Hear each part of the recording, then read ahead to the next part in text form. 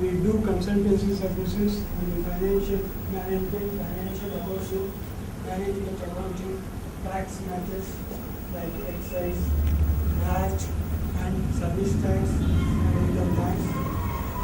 As a part of our consultancy services, we are conducting the IDP program, that is Intellectual Development Programs, on various subjects like financial accounting, management accounting, on the tax like VAT, service tax, excise, etc.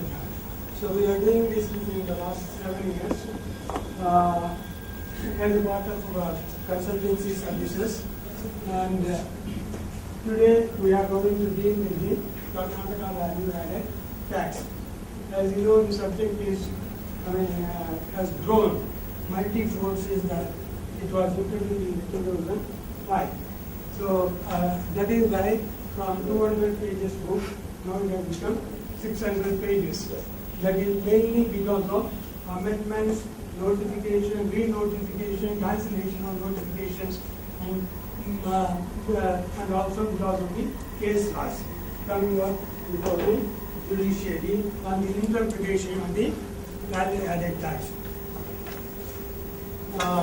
Here one thing is there, and I hope you are all dealing with the value added tax. You must be familiar with the basic concepts of the principles. Because whoever was doing earlier the sales tax, it is on the same line but on a different footing. So whatever interpretation that was there in the earlier on the Karnataka Sales Tax Act about various aspects, like who is a dealer, what is business, what is turnover, what is taxable turnover, what is total turnover. So the interpretations that were given by the judiciary in the Sales Tax Act also equally applicable in the VAT also, as far as they are imposed with the VAT. But there are certain other things.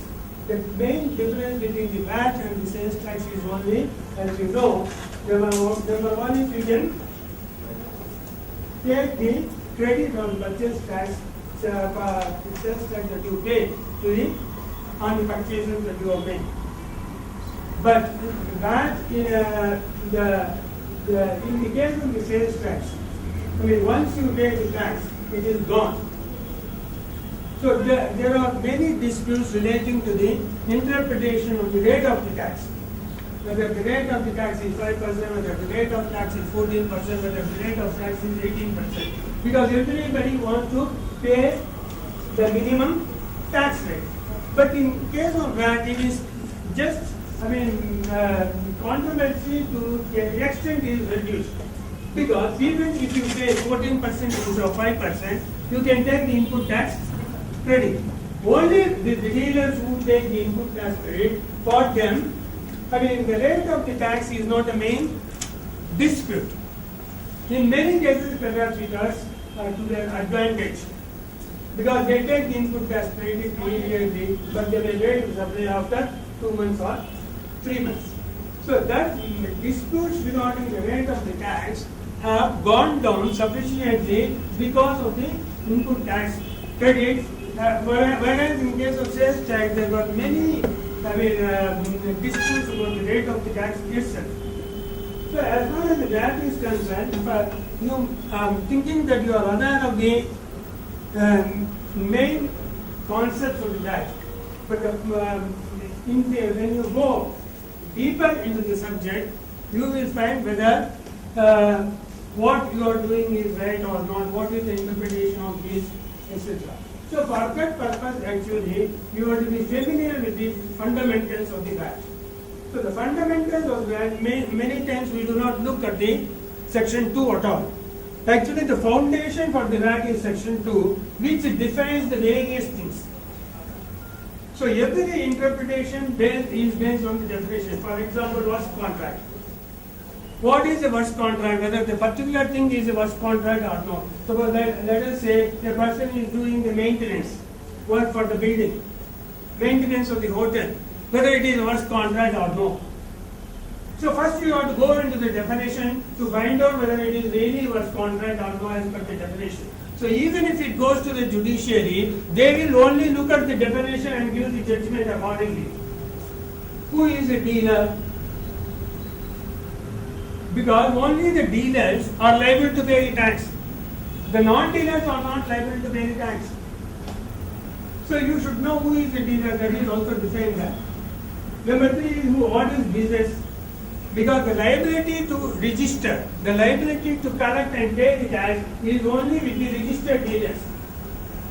Registered dealers, they should do the business. Suppose you are there, you bought a car 5 years back, you sell the car today. Are you liable to that? Why yes, why no? Are you liable to that? Individual no, sir. Individual You are not not a a dealer.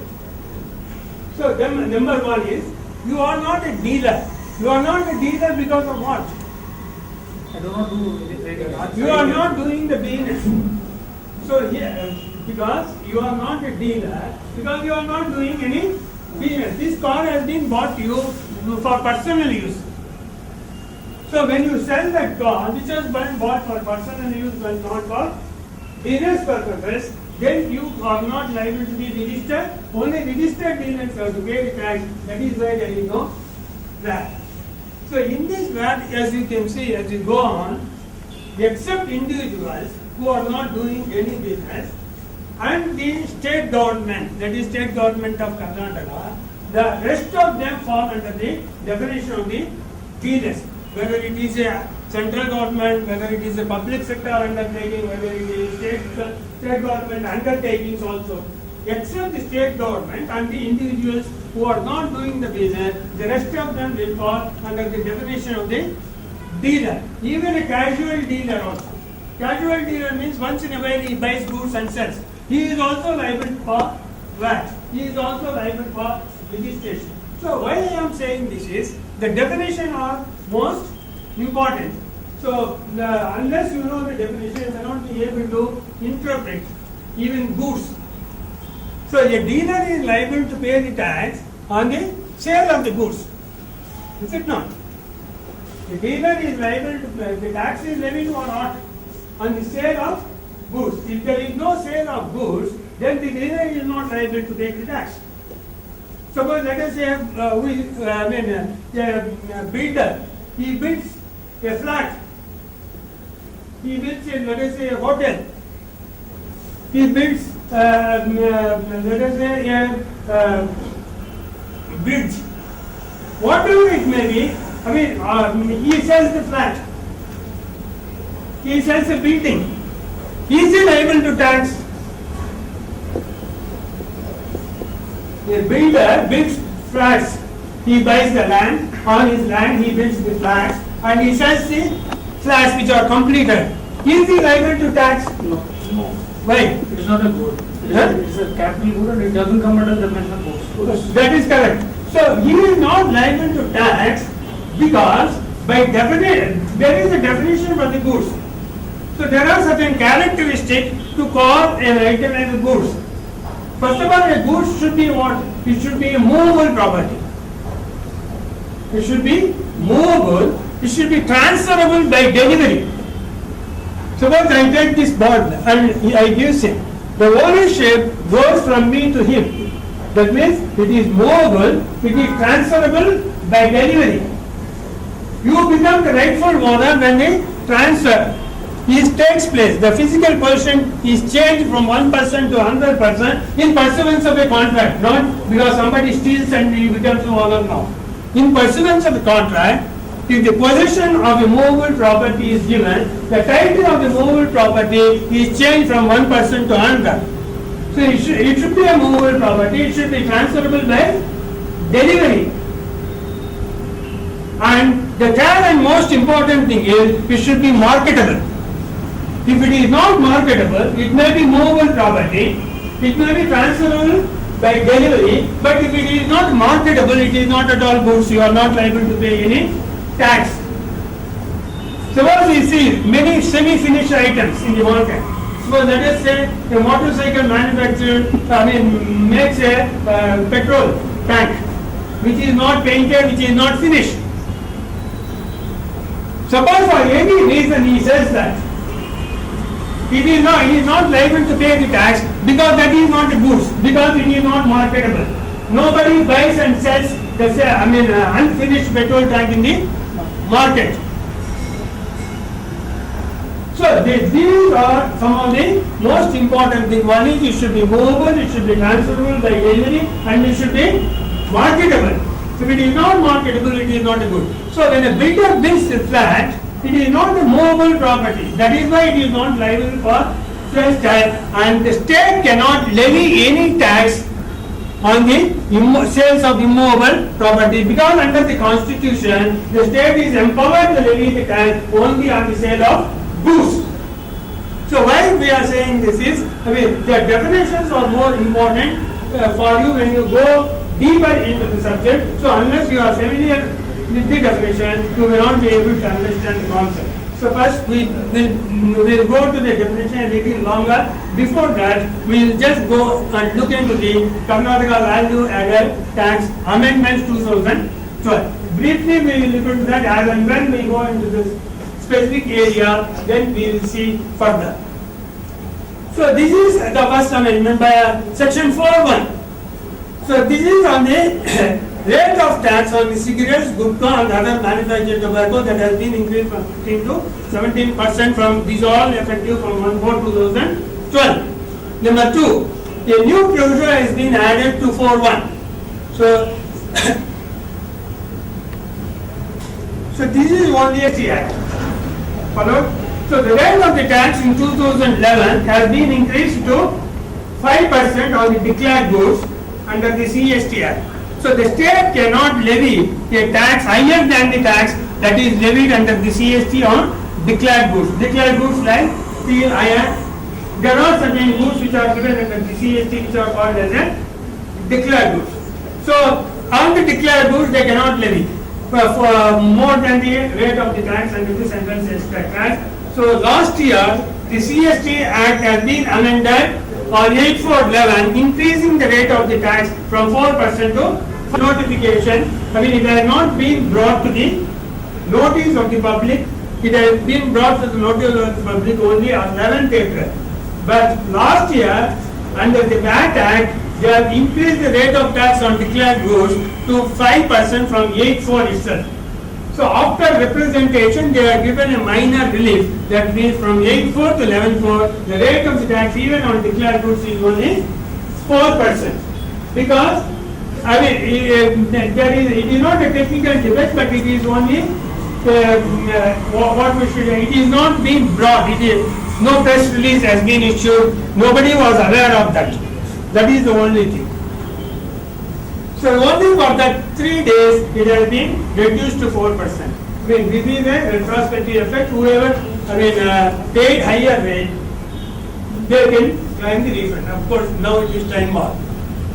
Then section 11C was amended to prevent double deduction of input.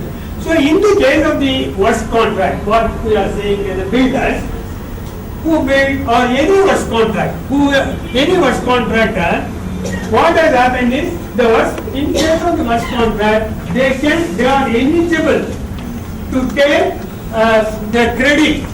See, under the constitution, as I told you, the state can levy the tax only on the sale of the goods.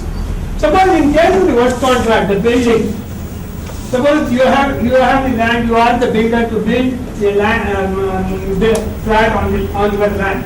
So he builds the land. That's we will say later the detail. So he is the contractor and you are the contractee.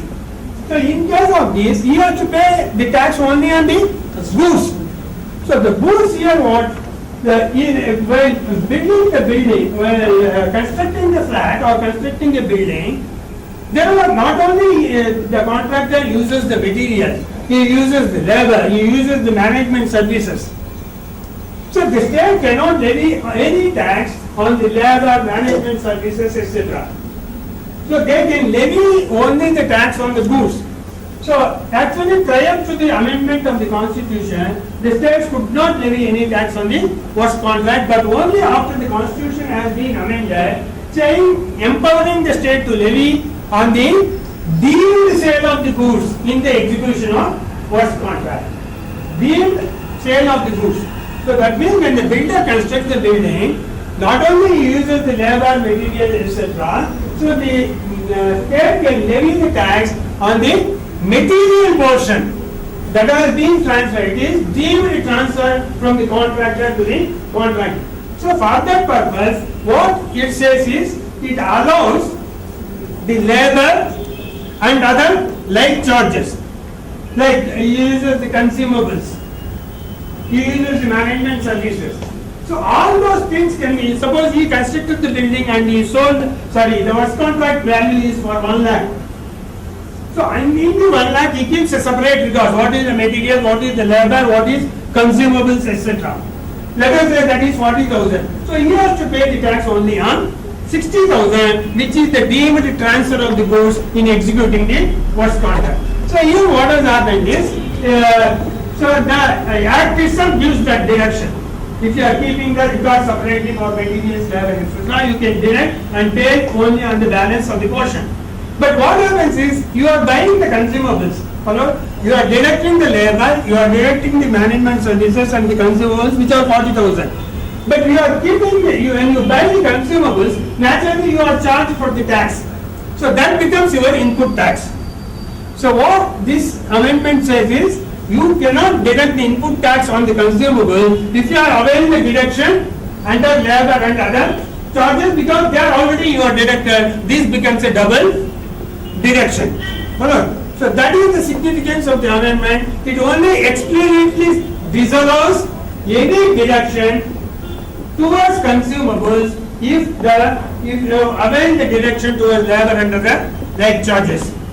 That means we need to keep separate track of consumables also. Input that's taken on. Yeah, you must, if you are buying the consumables, you are naturally taking the input tax credit. You cannot take the input tax credit. It should be debited to the consumables account itself. Followed?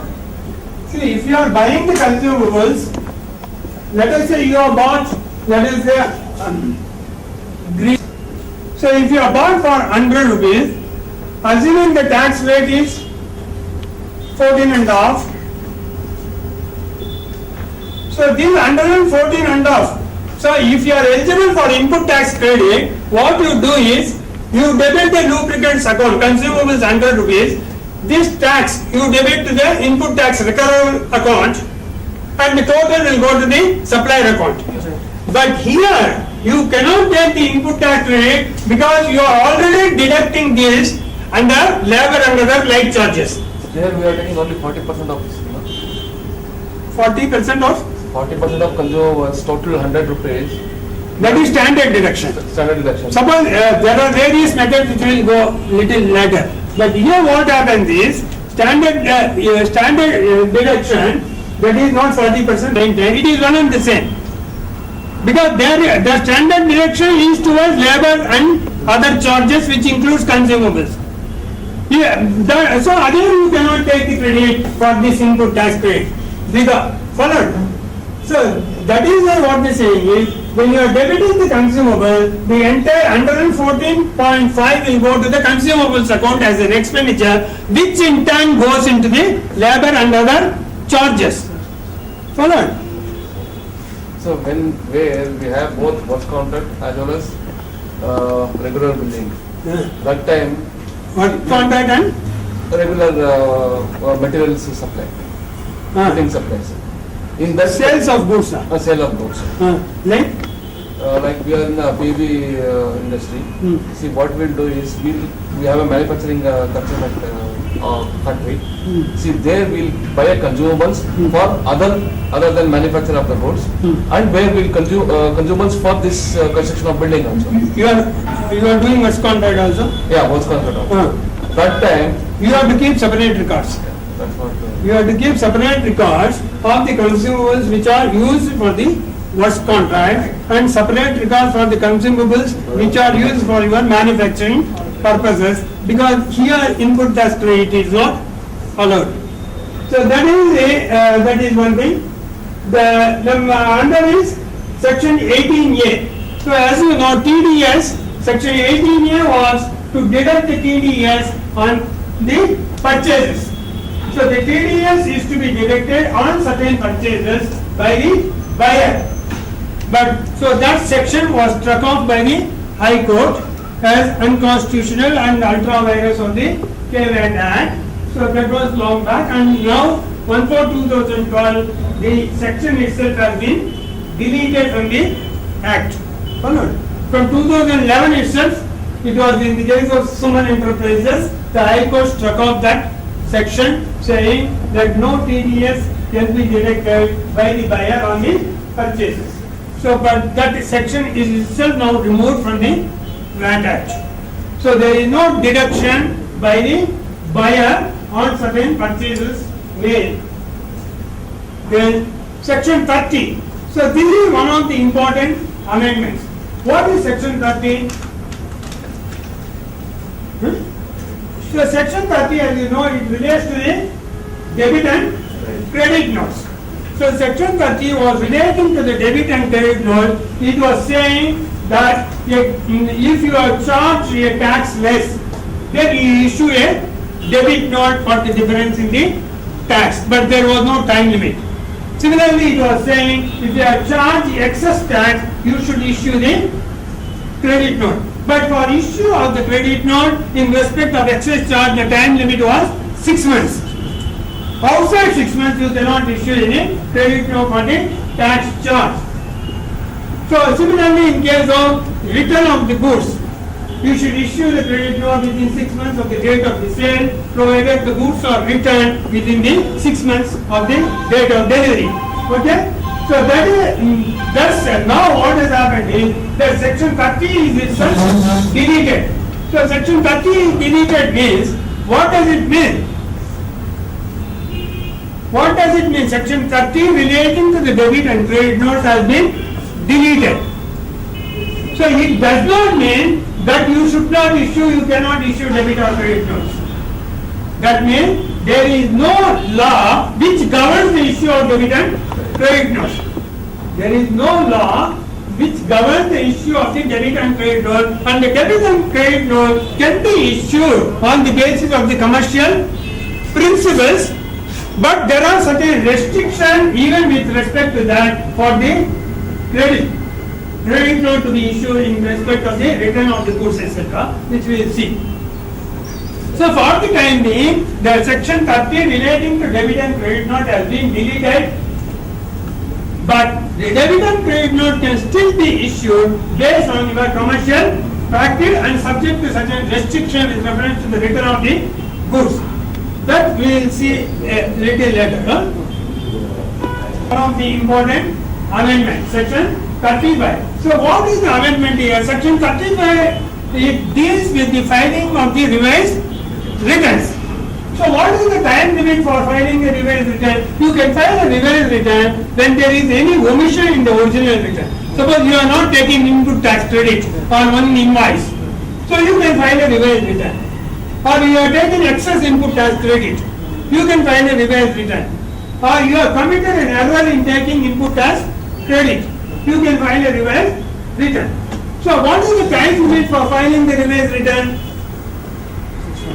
6 months after the end of the tax period. So now what has been amended is from 1/4/2012, you can still the time limit is there. Within 6 months you can file the revised return after the end of the tax period. But there is one simple complication there. That means any revised return says, suppose if you want to file the revised return,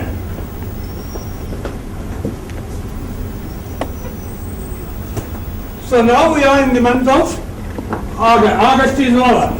So for the month of August 2012, actually up to 6 months you can file a revised return. That is September, October, November, December, January, February 2012. So the time limit for filing the revised return is up to February 2012. But here this, as per this amendment, which is effective from 1/4/2012, you can for the August month of August you can file the revised return. What it says, the filing of the revised return only on or before 20th or the following month succeeding the relevant month. So for August What is the following month? September 2012. So succeeding month for the September is what? October. So you can file the revised return on or before 20th October 2012 for the month of August 2012. So as per this amendment, Section 34 was amended in such a way that dealers can file the revised return of a month only on or before 20th of the following month succeeding the relevant month. So the relevant month here is August. Following month of August is September. The succeeding month is October 20th. So you can file on or before 20th October. That is, in a simple language, you can file a revised return of a month within, let us say, one month and 20 days. Within 1 month and 20 days. So that is one part of that.